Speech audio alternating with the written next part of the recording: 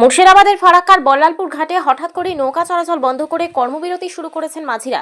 ঘাটের ঠিকাদারের সঙ্গে দীর্ঘদিনের পুঞ্জীবিত ক্ষোভ এবং সম্প্রতি এক মাঝির বিরুদ্ধে মিথ্যা মামলার অভিযোগ তুলেই ধর্মঘটের ডাক দেওয়া হয়েছে। এর ফলে চরম ভোগান্তিতে পড়েছেন নদী পারাপার করা কয়েকশো সাধারণ মানুষ।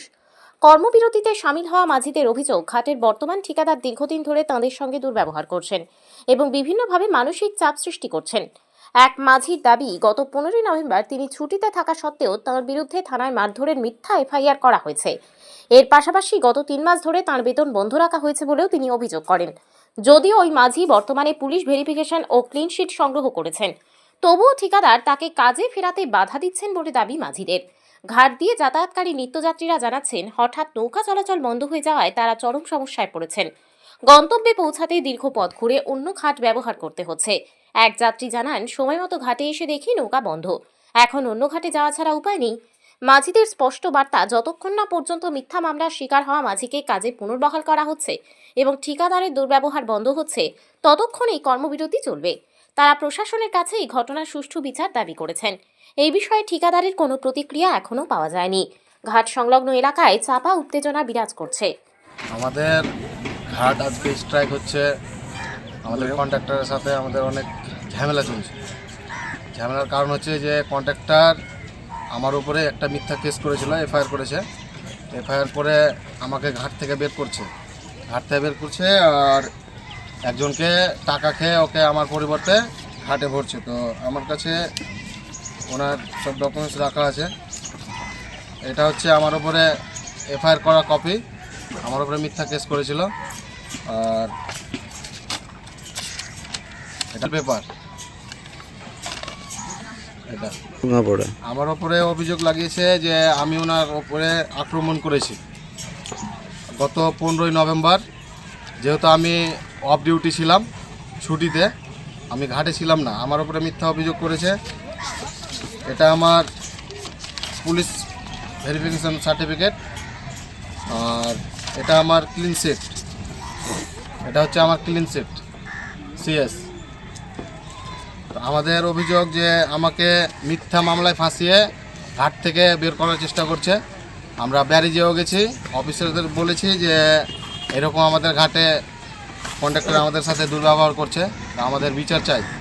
এখন আমাদের আবদার যে আজকে আমরা স্ট্রাইক করেছি এই কারণে যে আমাদের যে সমস্যাটা আছে সেই সমস্যাটা যেন সমাধান করা হোক।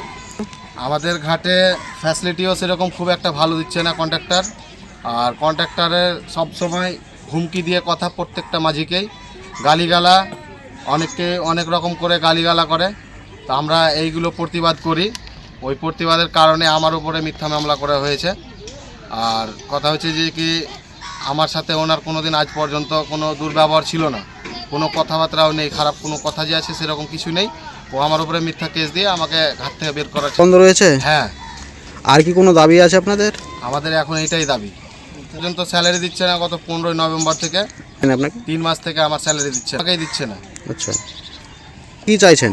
আমি চাই যে আমার কাজটা এখানে থাকুক, আমি এখানে অনেক দিন থেকে কাজ করে আসছি। আর আমার ওপরে যেটা মিথ্যা অভিযোগ করেছে সেটা আমি তো অফিসারকে বলে মিটিয়ে নিয়েছি, যেহেতু আমার উপরে মিথ্যা কেস করেছিল।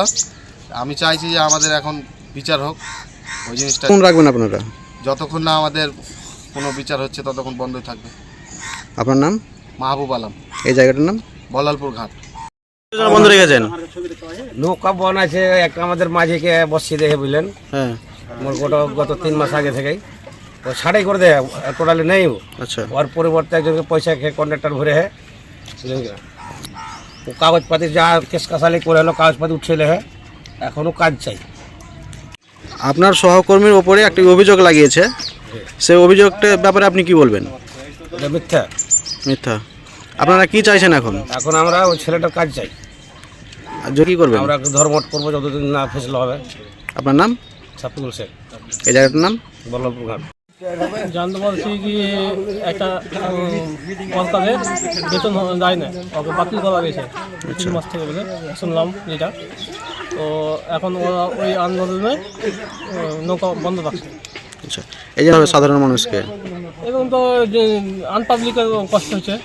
আচ্ছা, এই যে ঘুরে যাচ্ছে, এবার এখান থেকে অন্য অন্য ঘাট ধরবে, একটা সমস্যায় পড়ে যাচ্ছে। আমি ওই পার যাবো। এই যে নৌকা বন্ধ আছে, কতটা অসুবিধা হচ্ছে আপনার? এখন তো যাওয়ার লেগে তো দাঁড়িয়ে আছি, এখন অব্দি আমি অন্য অন্য ঘাট গেলাম না, কি হয়েছে দেখা যাক। আচ্ছা, আপনার নাম? বাসিদুল শেখ।